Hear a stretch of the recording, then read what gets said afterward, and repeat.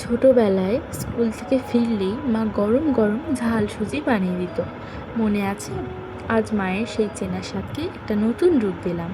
কড়াইতে 1 কাপ জলে সামান্য জিরে, আদা কুচি আর অনেকটা পরিমাণে ধনেপাতা কুচি নিয়ে ওর মধ্যে সামান্য নুন আর জিরে ফ্লেক্স দিয়ে ভালো করে ফুটিয়ে নিন। এরপর পরিমাণ মতো সুজি নিয়ে চটপট একটা মণ্ড বা ডো বানিয়ে এবার মায়ের রেসিপিতে আমার টুইস্ট। সুজি হালকা ঠান্ডা হলে ওর মধ্যে 1 চিমটে সোডা দিয়ে খুব ভালো করে মেখে রেখে দিন। তারপর তালুতে গোল গোল করে মাঝখানে ফুটো করে নিয়েই রেডি আমাদের ডোনাট। এরপর গরম গরম ডুবো তেলে মিডিয়াম আঁচে উল্টে পাল্টে একদম গাঢ় সোনালি আর ক্রিস্পি করে ভেজে তুলে নিন। ঝাল সুজির এই ক্রিস্পি ডোনাট কার কার ছোটোবেলার কথা মনে করালো কমেন্ট জানান। আর এমন নস্টালজিক রেসিপির জন্য ফলো করুন সুরুজ কিচেন।